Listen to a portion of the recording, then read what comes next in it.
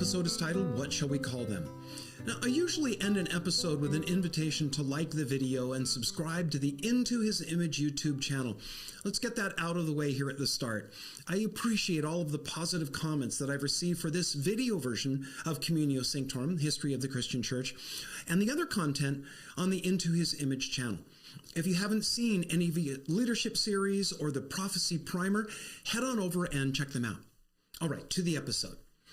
The survival of the Christian church in the 2nd and 3rd centuries is surely a testimony to the favor of God.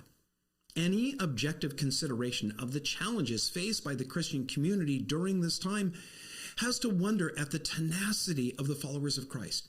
This was a 200-year period when they faced constant challenges from heretics and false teachers, as well as intense external pressure in the form of persecution. It was also a time in which Christian theology was still being developed and local churches improvised how they were led. Let's take a closer look at the leadership of the church developed during this crucial time of formation. Little is given in the New Testament by way of a design for church government. What we find is a description of the character of those who serve as elders and deacons. But precisely what these offices were to do isn't really spelled out. You can only infer their duties from the words used to describe them. Since the term elder is virtually synonymous with pastor in the New Testament, elders were shepherds called to lead, feed, and protect the flock of God. Deacons, as their title suggests, performed a ministry of practical service in attending to the physical needs of the fellowship. In the book of Acts, we see the Apostle Paul ensuring that the churches that he started had some form of pastoral leadership when he moved on. From his letters, we glean that there were two classes of church leaders, itinerant and resident. One group, comprised of apostles, evangelists, and prophets, generally moved from place to place, while pastors and deacons serviced a single congregation, or they might tend a limited region of several smaller fellowships. Ignatius of Antioch gives an important insight into the maturing of church leadership that took place at the beginning of the 2nd century. In order to make sure that each congregation was well served by its leaders, Ignatius argued for a single pastor-elder to lead the church, assisted closely by a group of fellow elders and deacons. Though the word bishop simply means overseer and is synonymous with the elder and the pastor, the lead elder was given the title bishop. Ignatius urged churches to adopt this model of leadership. Now, this form of church government facilitated communication within and between churches. With a bishop in each congregation, there was now one person to ensure communication with other congregations and their bishop. Having a bishop helped ensure a consistent policy in the distribution to the poor and produced a consistent voice in dealing with the challenge of false teachers. It was a few decades until Ignatius's bishop, elders, deacons form of church government was broadly established, but it eventually became the model most congregations adopted. Yet even when churches embraced it, they would implement it differently. For instance, in Asia and Africa, each local congregation had its own bishop, while in Western Europe, a bishop of a church in a large city often exercised oversight in the smaller churches of surrounding towns and villages by appointing their elders and pastors. By the late 2nd century, the undisputed leader in church affairs was the bishop. It was the challenge of Gnosticism that greatly encouraged this, and here's why. The Gnostics claimed an unbroken succession of specially enlightened teachers all the way back to Jesus. They claimed that Jesus had entrusted a secret message to the apostles, who in turn passed it on to others, and of course the Gnostics were the latest in that succession of enlightenment, who, for the right price, would impart that secret knowledge to the next generation of Gnostic leaders. In countering Gnosticism, the church emphasized the public rather than the secret character of the gospel as openly taught by Jesus and his apostles. They stressed that the tradition of the apostles had not gone underground, but that those leading the churches of the 2nd century could trace their connection to Jesus through the apostles by a visible line of communication and affirmation. Crucial to this argument was the role of those churches that had been established by the original apostles and their close associates, you may remember referred to as the Apostolic Fathers. In the 2nd century, the list of those who'd served as the lead elders wasn't something that had been lost to the mists of time. People knew who had been the pastors at, well, places like Corinth and Ephesus, in Rome and Smyrna, and other key churches. By the mid-2nd century, an historian named Hegesippus made a trip from Israel to Rome, interviewing bishops all along the route. Now, check this out because it's important to discussions going on in the church world today about the continuity of the faith. Hegesippus discovered that the bishops all shared the same message and viewed the faith in the same way. They also went about their task of leading the church in the same general manner. He wrote, "In every succession and city, what the law and the prophets and the Lord preached is faithfully followed." Hegesippus even drew up lists of bishops showing their succession in unbroken lines going back to the apostles. Now, not long after Hegesippus, Irenaeus in Western Europe and Tertullian in North Africa filled out the succession picture of the bishops in their regions. The point is this. By the dawn of the 3rd century, each local congregation in the larger cities at least had a lead elder who functioned as what today we would call a senior pastor, but known in that time by the title bishop. This bishop was assisted by a close group of fellow elders who oversaw the spiritual needs of the congregation while their physical needs were met by a group of deacons. The development of this form of church government was in all likelihood encouraged by the model of the Jewish synagogue, as well as the nature of group dynamics. Whenever a group of people meet, it's inevitable that one will rise to take a lead. Even among leaders, one of them tend to be invested with the role of taking the lead so that the work of the group can be more efficient. As one elder in a church was invested with this lead role, the other elders and the church as a whole recognized the advantage of having one man who was called by God to lead them. When the threat of false teaching, such as Gnosticism, presented a challenge to the faith, it further advanced the role of the bishop, who met with other bishops to develop a united response to the new threat. These gatherings of bishops to address issues of interest and concern to the faith became a crucial part of the history of the church. Known as councils and synods, they will see the major issues of the day brought forward for consideration and debate.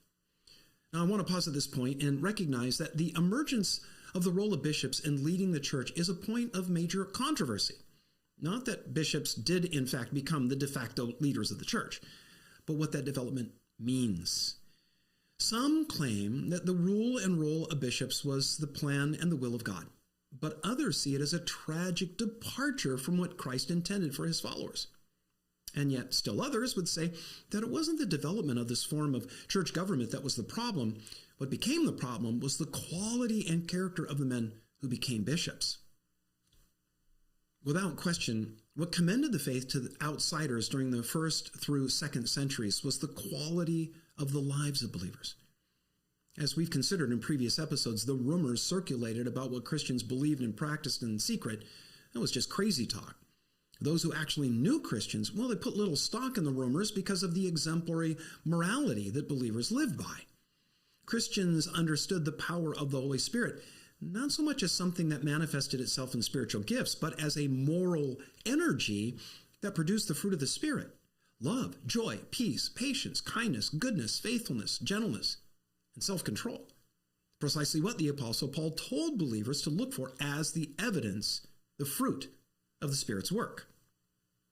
The early church fathers continued that emphasis, so much so that members who continued in sin were first rebuked and, if non-compliant, removed from fellowship. But it wasn't just Christians themselves who claimed a call to moral excellence.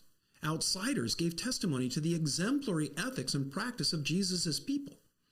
In writing to the Emperor Trajan, Pliny, who was governor of a Roman province, said that in his examination of Christians and their practices, he was unable to find anything immoral. In all respects, they were model citizens, except that they were part of an illegal sect. Justin Martyr says that it was the moral attractiveness of the followers of Christ that moved him to begin considering their doctrine. Something changed at the dawn of the 3rd century. The morality of the church began to dim, not universally, but in some places. This brings us back to the role of baptism in both the ministry of the church and in the individual lives of believers. The book of Acts presents water baptism in much the same way that some churches use an altar call today. It was a way for people coming to faith in Christ to make a public confession of faith. The church used baptism as a way to give individuals a way to mark their inclusion in the sacred community, the communio sanctorum.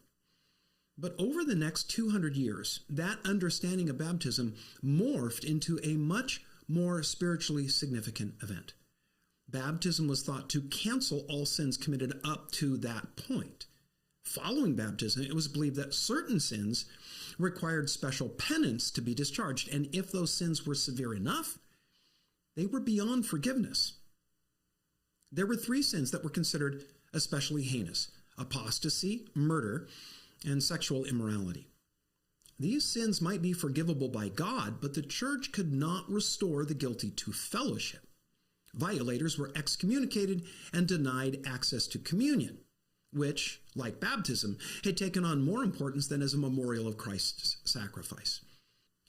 The elements of the Lord's Supper were seen as spiritual food that nourished the grace by which believers maintained their salvation. So to be cut off from communion meant being in jeopardy of exclusion from those that attained heaven. Ignatius referred to the bread and the wine as, quote, the medicine of immortality and the antidote of death, unquote. The issues of bishops and baptism came together during the first half of the 3rd century. This was a time of relative peace for the church when persecution at the hand of Roman officials cooled somewhat. In several places, Christians were not only tolerated, they gained favor. And that favor resulted in a loosening, a lowering of the moral expectations that believers held towards one another. Sins that had before incurred rebuke were left unaddressed, while those which had led to disfellowship were forgiven. One of the first to grant reconciliation to repentant sinners was Callistus, the bishop at Rome from 217 to 222. He restored repentant adulterers. Callistus likened the church to Noah's Ark, in which was contained both the clean and unclean. It was a school where sinners learned to be saints, a hospital where the sick could recover. But then Callistus went further. He defended his position by claiming that as the bishop at Rome, he was heir to the authority of the Apostle Peter, who'd received from Jesus the keys of authority to define church belief and practice, not just at Rome, but for the entire church. Those keys, Callistus claimed, included the power to either loose or bind the guilt of individuals. This was the first time that such authority was claimed by a bishop of Rome. When Tertullian, a leading bishop of North Africa, heard this pronouncement by Callistus, he was appalled and said, specifically regarding the issue of what to do with people who'd been excommunicated, quote, "We do not forgive apostates. Shall we forgive adulterers?" Unquote. Tertullian's objection had traction with the previous generation, but it was no longer in favor among the churches of Europe. While Tertullian voiced the majority view of North Africa, where he worked, the bishops and churches north of the Mediterranean agreed with Callistus. Their reasoning went further. If adulterers could be reconciled to fellowship, why not apostates? And so we see the scene set for the Novatianist and Donatist controversies of the 3rd century that we'll consider in our next episode. As we end, let me be clear that while Ignatius of Antioch was the earliest voice that we have who advocated that local churches be led by a single elder pastor, who we can think of as a senior pastor, but was given the title bishop, Ignatius never hinted at the idea that the entire church ought to have a single bishop. It wasn't until Callistus in the early 3rd century that someone floated the idea that the Bishop of Rome was just the head of the church in the capital, but of the church everywhere. The bishops of the Roman Church might indeed be dynamic leaders, as befitting a church at the heart of the mighty Roman Empire, but the idea of being the spiritual heir of Peter's authority was something completely new. Now, I know that this may fire some people up, but let me use an illustration to show how Callistus' claim was received by the other bishops of the time. Imagine today that the pastor of one of the older and larger churches of your city, or your county or province, sent a letter or an email to all the other churches in the region saying that because his church was older and larger, he was now their leader, that they ought to obey him and defer to his decisions. How would that be received? Probably not so well. Well, that's how most bishops responded to Callistus' claim. It was a combination of factors and differing opinions between a handful of lead churches in their respective regions that would see Rome and its bishop take on a larger role than just one of many churches. That also is the subject for a later